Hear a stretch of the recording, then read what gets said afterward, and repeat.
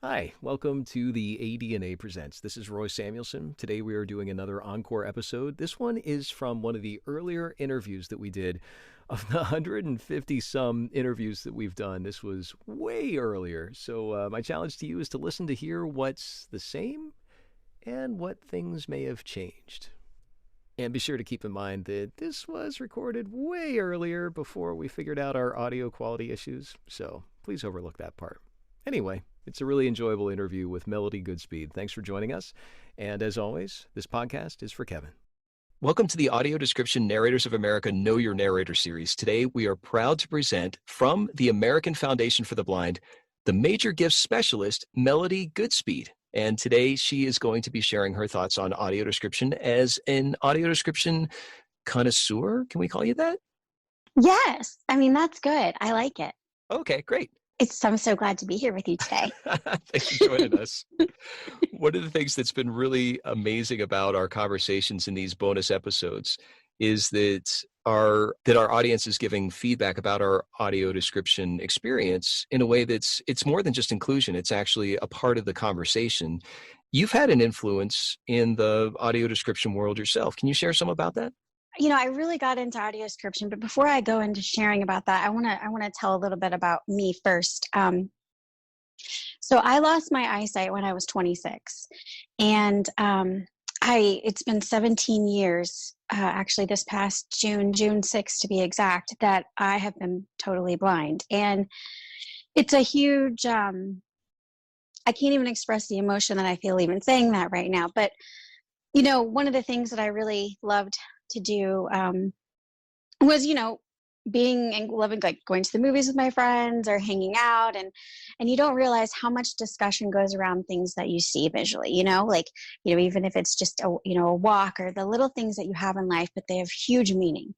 And it's just, I really found, fast forward to now, being a blind individual, that it wasn't until the past couple of years that the audio description has really come into play. And the first time, I would go to the movies or watch something with my family or my friends, and I would feel so left out and alone. I just felt like they would have these conversations and they could talk about, the beautiful things that are going on, and I was missing it. And I just felt like I was not a part of this bigger picture, and it really hurt.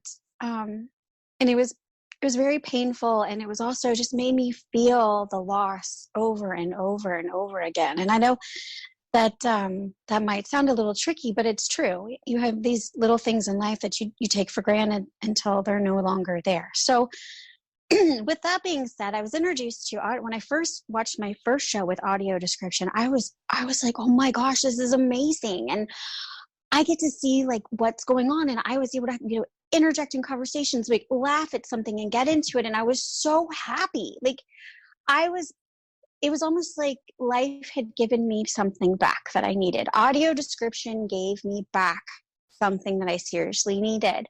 So then I became a huge nerd about it. I had to go check in, and I would check everything out. Does this have audio description? How do you get audio description? Okay, how do I find this on my TV? Wait, what? There's no audio description? And then I noticed, and then, something came out where movie theaters were going to start having it. And oh my gosh, was I thrilled. I was going to be able to go to the movies and watch a movie and not have someone in my ear, because I felt like I was taking the experience away from them. And it just didn't feel the same. So there was, again, something else audio description gave me: fun at the movies again, in my own little world, munching on popcorn if I wanted to, and just enjoying it and having an hour and a half to 2 hours just to have a good time. So that's a little bit there's a lot there, but I thought it was very important for me to highlight that, how important audio description is for so many reasons. Oh, thanks for sharing every single minute of that taking the experience away from you is now, but it's not taken away from you. It's given back in a way that a part of the conversation. Yeah, it does. It really does. So as I got to be, more and more into this, I started noticing that I feel like I think I've said to you before, I sort of feel like I'm turning into this audio descriptive snob a bit because I, I'm really listening into like finding if someone's not like, oh my gosh, that clip came in a little too quick, or oh, this maybe this person or this artist, which it is an art form, totally art form, maybe wasn't the right fit for that. Or I think this, just really sitting in, and I'm finding myself sort of analyzing and enjoying at the same time. So it's really fun for me to go through that and be like, okay, well, if I had to do that differently, and I got the experience to actually produce something and be a part of that, which was, oh my gosh, so very amazing to me, which opened my eyes to more things, which we'll get into a little bit later on that. But going back to my snobbery, Yes. It's just so important. I listened to something the other day, and I knew that it was totally artificial intelligence.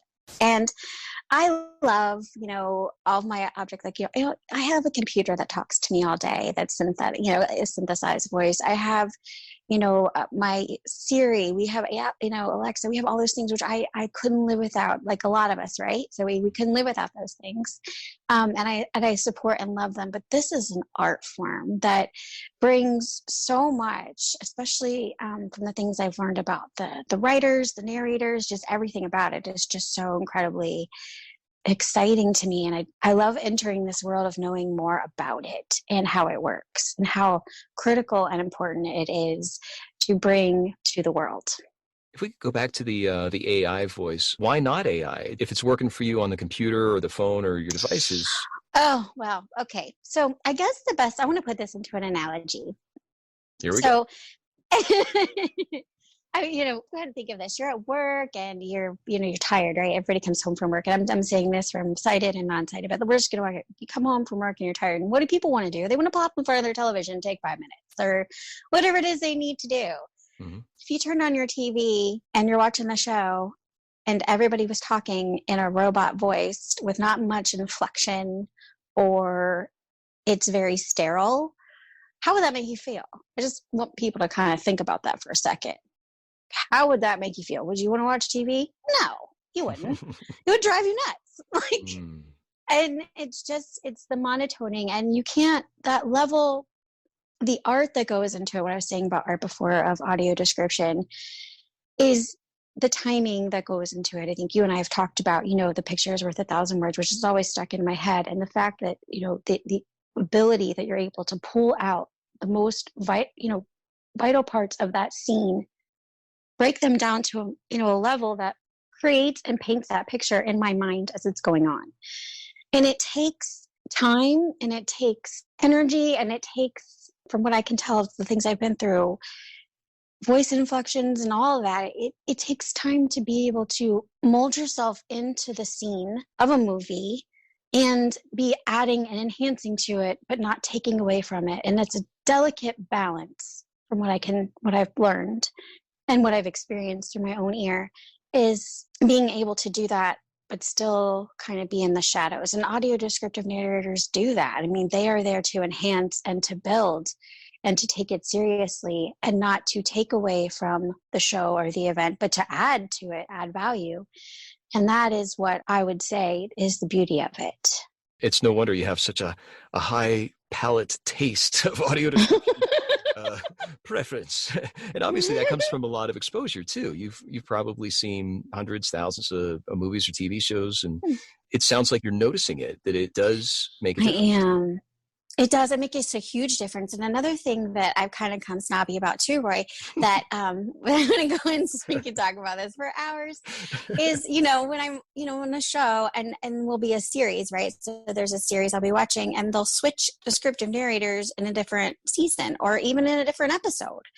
And it's kind of like reading a book on Audible or whatever. Once you all can relate to that too, right? So once you're reading a different book and the voice changes and there's a whole new narrator, you're like, wait, what? It loses the consistency, it takes away again from the show. And I also want to add too, that takes away from the people that have created the entertainment piece. It does. It totally takes away from that whole experience and the work that they've put into with the visual. So it's another thing too, I find when that happens, gets a little frustrating. Yeah. And I've never heard it put in that way too, that there's a lot of misconceptions about audio description taking away from the visuals, but you just said the exact opposite. It becomes a part of the visual experience for you. It does. And, I'm all about inclusion, like at AFB, just as in my role, what I do for the American Foundation for the Blind, and also just as a person that's blind, advocacy is a huge thing. But what really is huge for me is inclusion. When I'm looking at something or experiencing something, I like to think that we're people, right? At the end of the day, we're just people. We all perceive things in different ways. Even with my sight, we do. It's not our eyes that make us see. It's our minds and our hearts that help us. That's what we see with. Our eyesight or lack thereof is just what is picking it up. So when audio description is so good for people that can see too, for multiple reasons, there's an education level, or you're in a car, like most cars, like that have, vans or something, and you have kids and they want to watch movies. The driver, you can put on your movie and watch it, and it has audio description. So of course you're able to quote unquote watch and drive at the same time, because you're turning it into an experience for someone who's sighted. So, and I can say that because I have 2 children.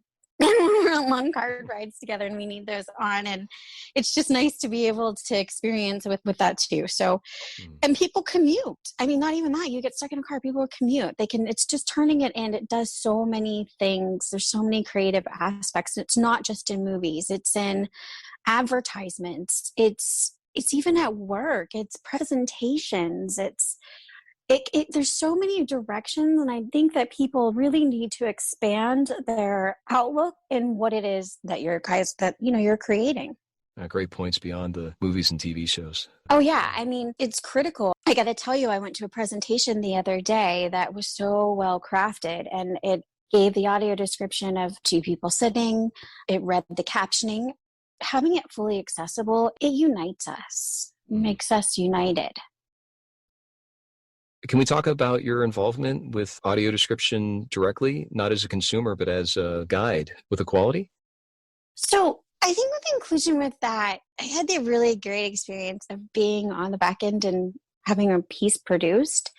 When I was listening to it, I was in awe of it. And the reason why I was just really in awe is because, you hear about, kind of like a puzzle piece. You hear about, okay, well, there is the people who write, and then there is the piece. And then, knowing that what I've learned about it comes down to, the writers and the narrators at the very end. And then when you're looking at production, it was just so amazing and beautiful to watch that being said and hear the words that are chosen to use to describe something. So, for example, there was a piece that was going on where a woman was extremely proud, a blind individual who's being featured in it. And she was really proud of things that she had done. And she was, smiling. And I felt when she was talking that the word smiling didn't kind of feel like it was adequate. It needed more adjectives to it. So I was thinking about like how she was smiling proud. I was just murmuring and it was like, oh my gosh, no. And a bingo in my brain, it was like, no, she's proud. She's like smiling proudly. And the way that it was put into the way and voice inflection that was given, that the narrator was using, felt that and got that too, and put it in with that and was able to say it in a way. And I know it's just words, but words speak to your heart and they speak to your mind, as we've said before. And so the way that was produced and done, and I got to be a part of that, even it just made me feel really good. And so when I do, even with my own job or talking about audio description, I'm such an advocate for it in the way of, telling friends and family about it. And this kind of thought just kind of came to me. It makes me feel like I'm contributing to a really meaningful conversation, because people get excited to hear about, I used to get so annoyed when people like, well, do you watch TV? And it's like, yes, I watch TV. And one time someone's like, well, how do you do that? And I was like, I stand on my head and then touch your nose twice. And then I think you flick your wrist or something. I don't know. Yes. Some button on the remote. Yeah. And I'm like, no, wait, I'm just kidding.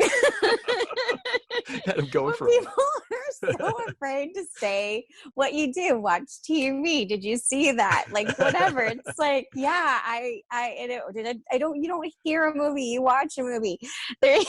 So it just made me So it's like it's like gets back to that, and it's just another way that it's able to say, like, when someone's coming up to a person that's blind or vision impaired, that it's okay to say watch a movie, because we are actually watching it. It's inclusion, right? So it's like, oh my gosh, did you see the scene where the girl fell out, and like, wait, well, how'd you know that? And it's like, oh geez, like. But at the end of the day, it's like a really good discussion to have with people, because you're getting value. So yeah, I had to add a little humor to that, because that's how I roll. Sure. Well, I'm wondering if there's going to be a department of the American Foundation for the Blind that's going to protect the sighted people from language that's like I and look and see and perceive. Yeah, I know. And the other, I not at AFB, but I remember when I got back into the work world after losing my sight, which that's all other issue we're going to talk about right now. But someone literally was saying, I didn't talk to me for 3 months because they didn't want to say, I'll see you later. Like, it's just bizarre. Wow. Yeah. And these are real things. So so bringing it back to, audio description, it touches so many different areas as we're having this discussion right now, that I'm even just realizing myself as we speak. Where do you see audio description going? Oh, okay. So where would you like it to go? Oh, okay. There All right. go. So where would I like it? Yes. Where would I like it to go? Okay. So where I would like it to go is, what I've noticed again in Snobbery. I was wondering, like, that's the melody from Snobbery, but that's okay. I like to think it's tasteful Snobbery. I would like to see it go. And I'll give you a perfect example. You go to the movie theater and you get held, they handed the device to do the audio description that goes in your ear. So people that are listening that aren't familiar with audio description, it's basically I'm just, getting a headset that I put on. And so when the movie starts, if there's parts that have, the nonverbal, then the audio description kicks in. The problem that I see right now is that there is, when it comes to going from the theater sometimes to being released for, to stream or whatever, Blu-ray, it doesn't carry over. And what I would really like to see is it being streamlined from the movies to the consumer to bring home. That would be a huge thing. And not only that, I've noticed in some areas where movies do have it in the theater, like I remember the voice and how I felt during the movie, just like anybody does. Like you're in that action. And then when you get it, so it could be somebody that also, it's not the same narrator. And I've seen some situations where it's not the same, or it's not the same quality, and quality is so important. It's just really important. So that's what I would like to see that part go. And another way that I would like to see it is just as I had said before, is bringing it like outside the box, not just to the movie theater, not just to Netflix, not just to streaming services, because we're all moving into that, it's also to bring it into the workplace during presentations. It's bringing it into, the ability that anywhere that you can use that you need description. It's even live description when you are at a conference or a presentation or something like that. I had a conversation today with someone that had nothing to do with audio description, but we were talking about first responders. Right now we're in a really critical time, right? Mm-hmm. What happens with a person who's blind or vision impaired needs to get out of somewhere quickly? What do we have to do? We have to think and know where we are and be oriented. We were talking about how great would it be if there was an app where you could call and someone could know where you are. They have the map of where it is. Having that in an area, whether it's a hotel or in a lobby or whatever, and then helping you get out of there safely. Just to have someone with you.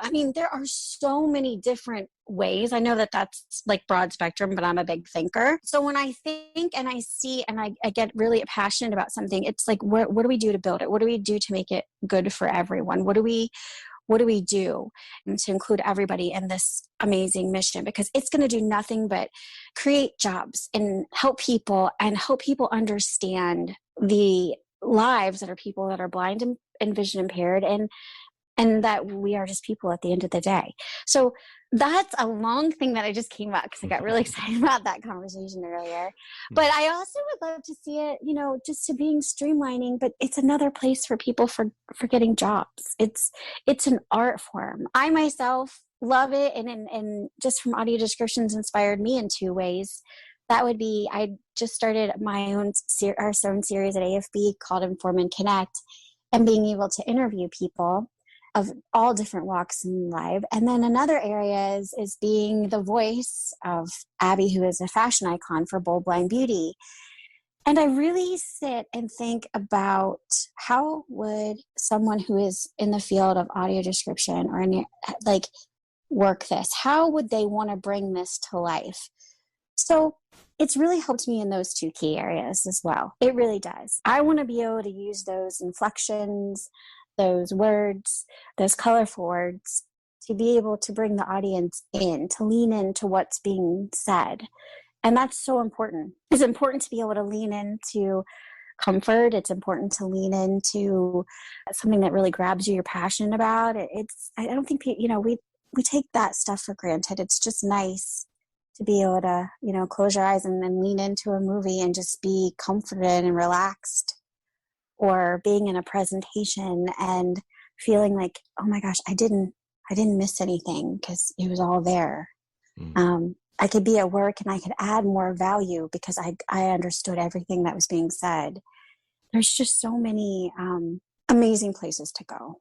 And with that lean in, it goes back to what you said earlier about seeing with your mind and your heart, that to lean in, to me, the first thing that comes to mind is engagement, that there's a connection there that, even back at the beginning of our conversation, that engagement, that connection is a part of the big picture, that you can feel a part of the conversation in a way that keeps you from being left out. It does. And not only that, it also strengthens. So it strengthens a relationship. So for example, if you're at work or you're anywhere and you're walking by and you hear someone say, oh my gosh, did you see that movie? You're like, oh my gosh, I did. And you can have that conversation. And then it's like the next date or the next, you're just building that relationship still, because then like you have that understanding of saying, hey, I can talk to that person, or it's okay, I can feel comfortable. And then you can start to get, it just brings that level to where you're building relationships.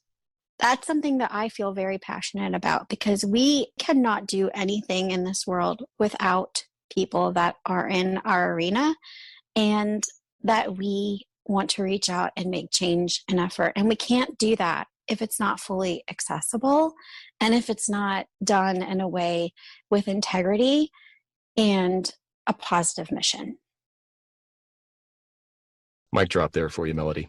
Is there anything else you'd like to share that we haven't covered? I urge people to really, check it out. If you grabbing somebody, talk about it. If you have questions, find out about it.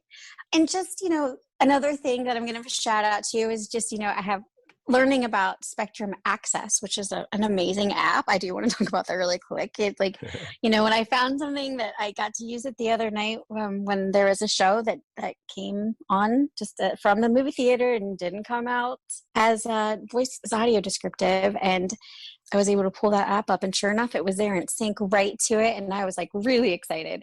And what was also really cool is that my son paused the movie. I'm like, wait, what? I'm still going. And I was able to resync it. So that was really, really cool. And I loved that. But you didn't have to start it from the top then. I didn't have to start from the top, and I was a little worried we'd have to, but no, they didn't. So Spectrum Access, kudos to you. And I loved it. And it was really, really, really, it was really kind of exciting. I was jumping around like I was a little kid, but hey, But no, I've so enjoyed this time with you and talking about this. I'm so passionate about it.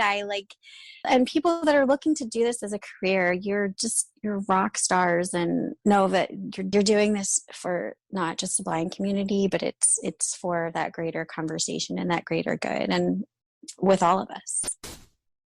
Oh, thanks for saying that. How can we follow you, Melody, and how can we follow your Abby? I started my Inform and Connect series at the American Foundation for the Blind. So if you go to afb.org, my email address and contact information is on the site, but it's mgoodspeed@afb, A as in apple, F as in Frank, B as in boy.org. And if you want to find me as the voice of Abby, you just need to go to boldblindbeauty.com. And there you will find several interviews that I've done as Abby, who is just it's just been such an amazing experience to be her. But yeah, that's how you can find it. And then on Instagram, it's Melody underscore Goodspeed underscore Sparkle. Very good. And speaking of sparkle, there's been so many sparkles in this conversation. Thank you so Uh-huh. much. This has been great to share this time with you and hear all the perspectives and all the different nuances to audio description that you brought up. Well, I really thank you for having me, and I this has been so much fun for me, and I couldn't be more thrilled, and I just love being a part of this. So thank you so much.